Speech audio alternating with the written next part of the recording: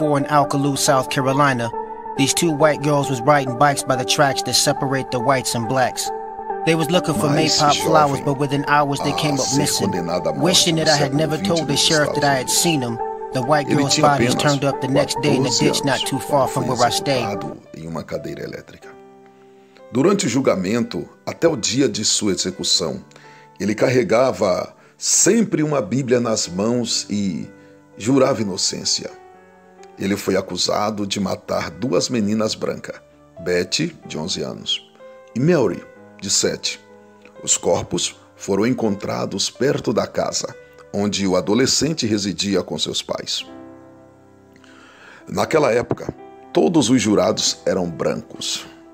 O julgamento durou apenas 2 horas e a sentença foi dada 10 minutos depois.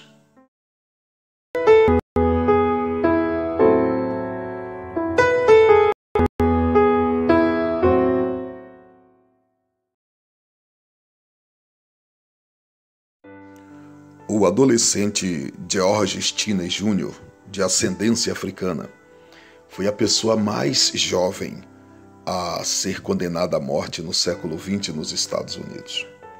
Ele tinha apenas 14 anos quando foi executado em uma cadeira elétrica. Durante o julgamento, até o dia de sua execução, ele carregava sempre uma Bíblia nas mãos e jurava inocência. Ele foi acusado de matar duas meninas brancas, Betty, de 11 anos, e Mary, de 7. Os corpos foram encontrados perto da casa, onde o adolescente residia com seus pais. Naquela época, todos os jurados eram brancos. O julgamento durou apenas 2 horas e a sentença foi dada 10 minutos depois. Os pais da criança foram ameaçados e impedidos de lhe dar presentes no tribunal e depois expulsos daquela cidade. Antes da execução, George passou 81 dias sem poder ver seus pais. Ele estava preso em uma cela solitária a 80 quilômetros da sua cidade. Ele foi ouvido sozinho, sem nenhuma assistência de qualquer patrono. Ele foi eletrocutado com 5.380 volts na cabeça. 70 anos depois, sua inocência foi finalmente comprovada por um juiz da Carolina do Sul. A criança, o George, ele era inocente, mas alguém fez de tudo para culpá-lo. O motivo? Só porque ele era negro. Bem, Stephen King se inspirou neste caso e aí ele fez o seu livro, The Green Mile, que foi levado ao cinema com a performance de Tom Hanks e Michael Clarke Duncan, interpretado por John Coffey. E este filme você já ouviu, A Espera de um Milagre.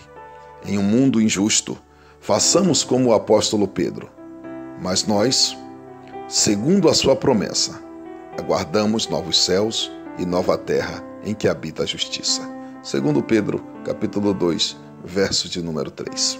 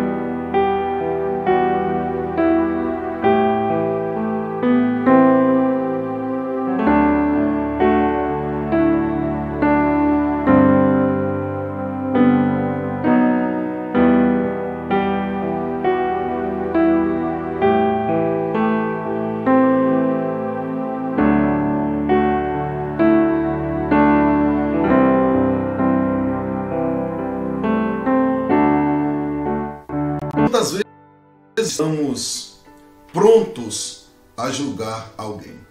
Às vezes nos chega uma situação que não temos conhecimento de causa, não sabemos de fato o que aconteceu, mas nós estamos prestes a julgar. E pior, saímos disseminando aquilo que escutamos, distribuindo aquilo que nos falaram, sem saber se é verdade ou não.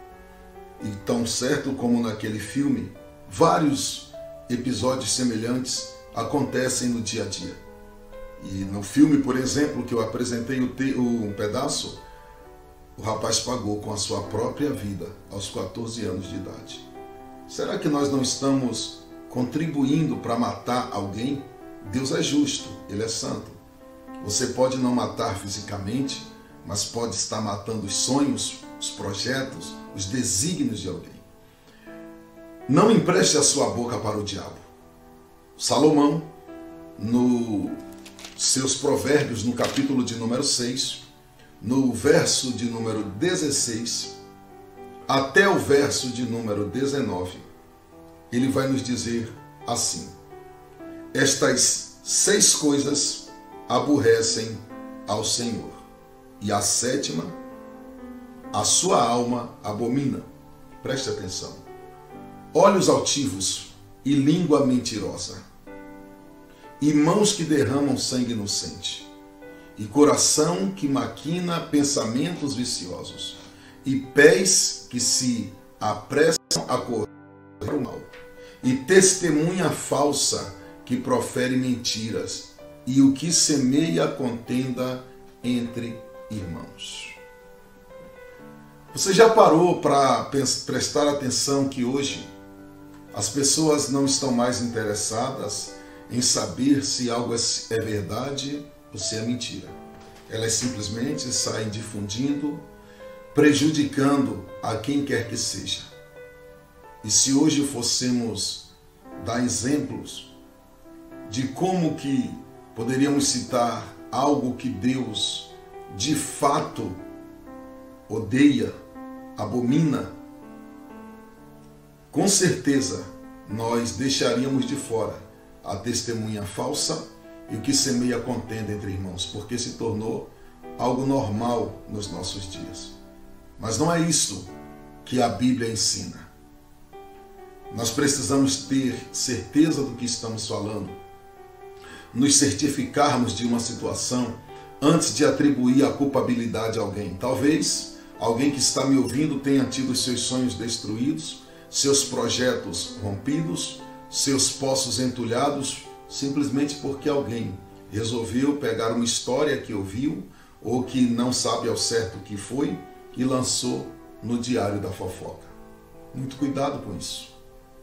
Os olhos altivos são aquelas pessoas que têm aquele olhar dominante, que a todo tempo se acha o dono dos tempos e das estações.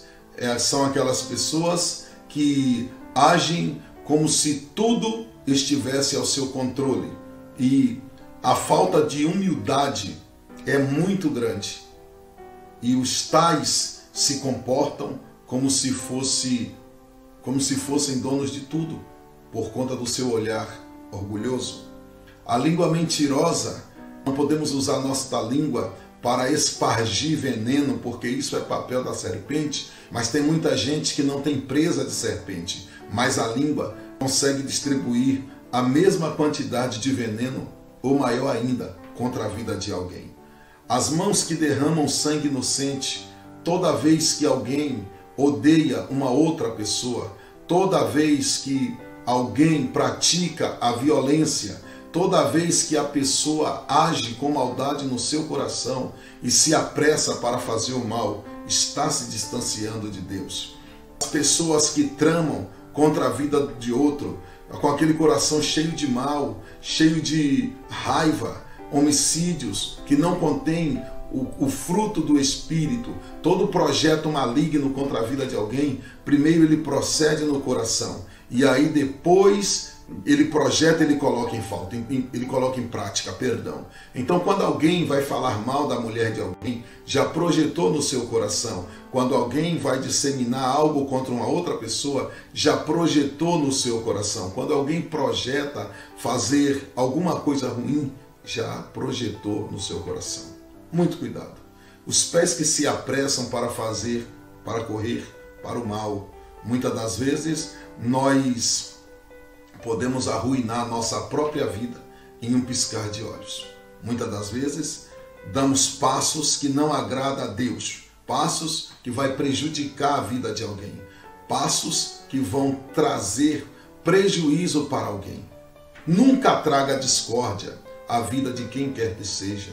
Nunca leve um mal-estar entre duas pessoas. Não se meta em questões alheias. Não saia na defesa de pessoas que você não conhece para defendê-los se você não tem conhecimento de causa. Também não se apresse para dar um falso testemunho para trazer problema à vida de alguém. Não se apresse em distribuir informações negativas de uma pessoa sem que antes você tenha escutado as duas partes. Nunca se apresse a difamar alguém sem antes ouvir o que esta pessoa tem a dizer. Nunca digam o que lhe disseram.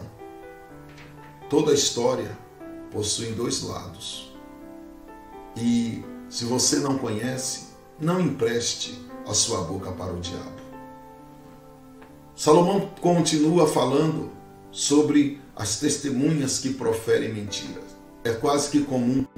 Afinal de contas, testemunhas mentirosas não faltaram quando foram crucificar o nosso Jesus. Mas a Bíblia está aqui destacando de uma forma clara que Deus odeia a mentira.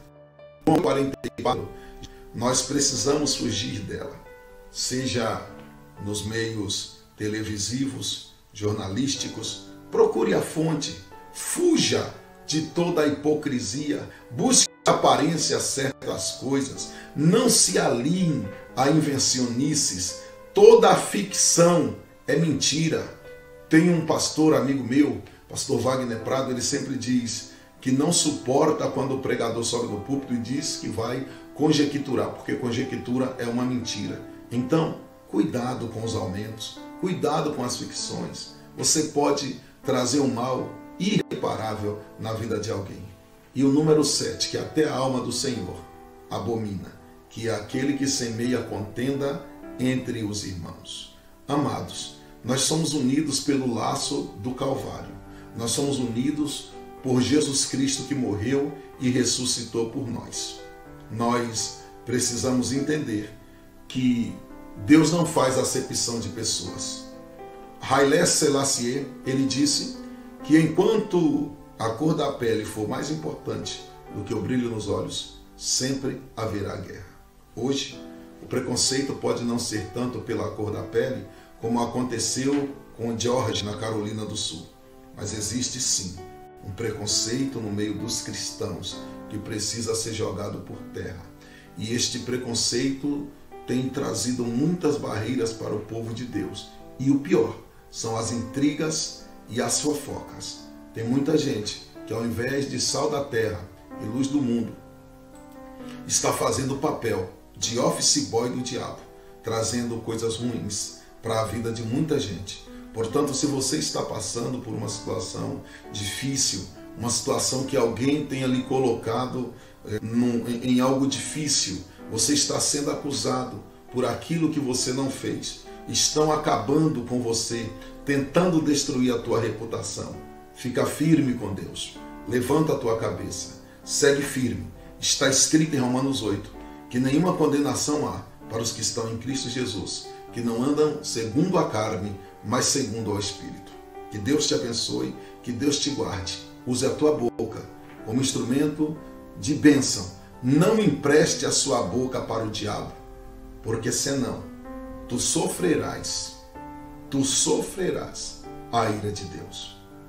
6 coisas aborrece ao Senhor, e a 7ª, a sua alma abomina: o que semeia contenda entre irmãos. Que Deus te abençoe, que Deus te guarde, e vitória sempre, por Cristo Jesus nosso Senhor. Até a próxima, se Deus nos permitir.